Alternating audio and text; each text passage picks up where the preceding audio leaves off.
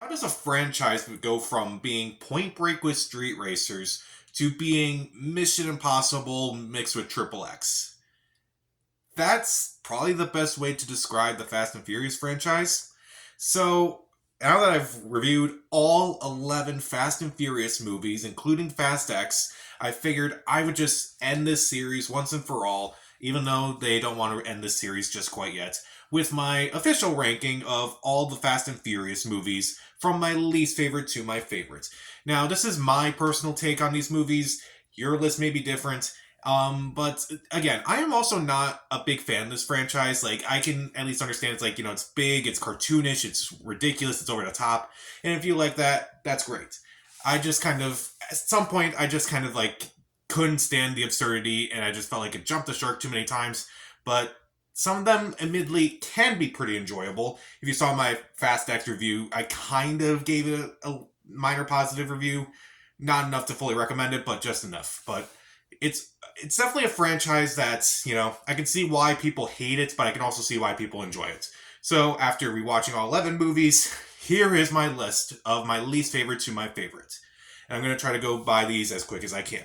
At number 11, Fast and Furious, or Fast and Furious 4, or just the reboot of the franchise. So this was a big deal when it came out because it had all the stars returning from the first movie for this new movie. And to me, it just didn't do anything.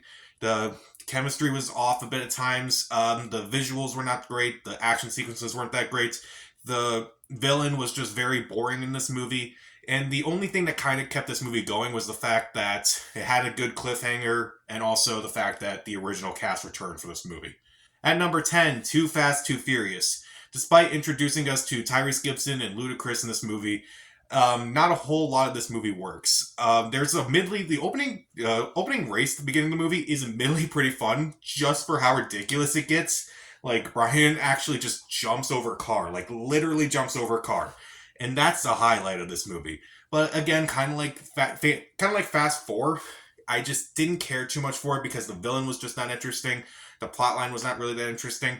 Honestly, if you had told me that this was just a random script sitting on the desk of the head of Universal and they just didn't know what to do with it, and he's like, why don't we just turn this into a Fast and Furious movie? Honestly, I would believe that because it has that feel to it. It feels like a Fast and Furious sequel just for the sake of having a Fast and Furious sequel. And speaking of that, at number 9 is Tokyo Drift. Now, I know a lot of people really like this movie. Personally, it's not terrible, but I just don't love it. The car scenes are really cool. The races are pretty cool, and the whole, the fact that it's in Japan is actually pretty interesting. And I do like the scenery of this movie, but I kind of didn't care for the villain too much in this movie. You kind of see a trend with this franchise. I didn't like the villain in here, but it was just another one of those movies that kind of like Too Fast, Too Furious. I don't believe it was a Fast and Furious script, and it was just sitting on the desk and it didn't know what to do with it, so let's just turn it into a Fast and Furious movie. That's the best way I could describe those last two movies. At number 8, F9 The Fast Saga. Oh, the movie that jumped the shark. And I wish I could say literally, but I can't. No, they don't jump a shark, but they do go into space. We all joked about it, and they all took it literally. F9 admittedly has some fun sequences here and there, like the magnet stuff I thought was pretty cool, but I just didn't care for the characters too much. The jokes really didn't work this time. They had this BS reason as to how Han came back after being killed off in Tokyo Drift and Furious 6 and Furious 7. How he came back is ridiculous. Again, space. They actually did it. They really did it. You maniacs. Oh, man. At number 7, Fate of the Furious, or Fast and Furious 8. Admittedly, this movie has a few cool moments. Admittedly, it is well shot. Like, the scenes in New York are pretty cool, and the last act of the movie, which is like in Antarctica, is admittedly pretty fun. And it just gets ridiculous. Like, literally, Dwayne Johnson takes a missile and just throws it. Come on. He may be strong, but he's not that strong. Oh, man. At number 6, Fast and Furious 6, a movie that admittedly is the one that kind of started the whole turning point to like kind of just ridiculous in my opinion.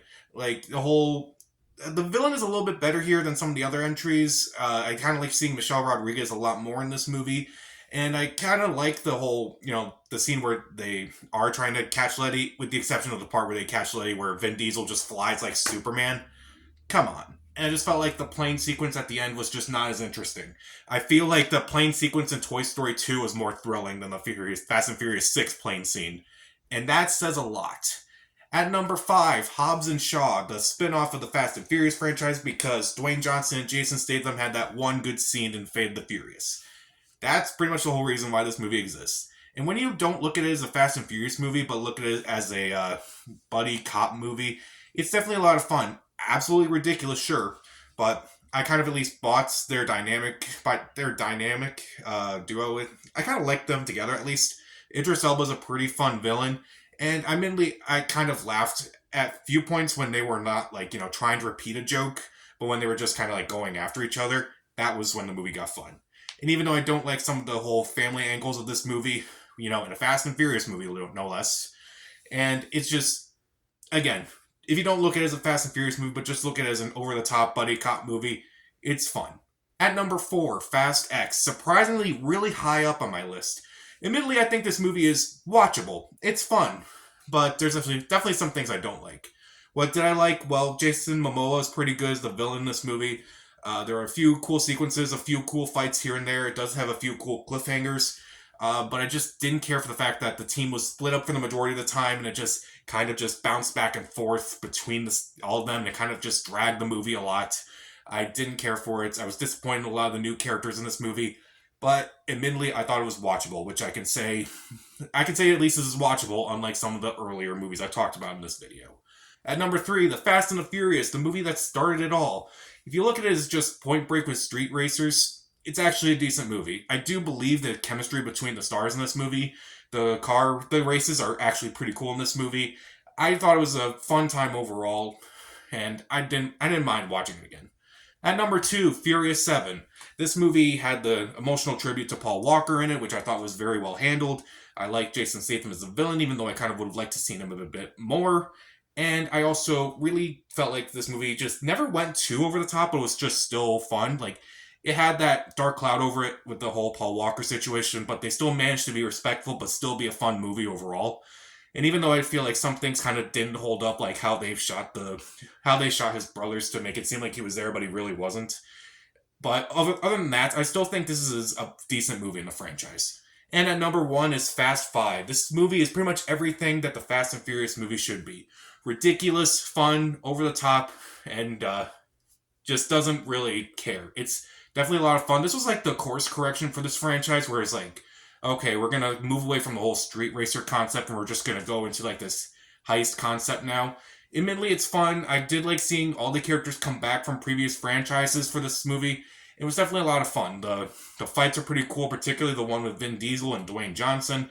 I also really like the scene where they actually get the vault and they actually drag it through the streets of Brazil. This movie's a lot of fun, and probably my favorite entry in this, and definitely my favorite entry in this franchise, because of just how fun it is, and it doesn't really, and how fun it is, how great the chemistry is, and I don't mind it. So, that's my ranking of the Fast and Furious movies. How would you rank the Fast and Furious movies? Because I need a break from these movies, honestly. I need to move on to something else. So, comment down below, subscribe to the channel. This is Pat. Stay safe.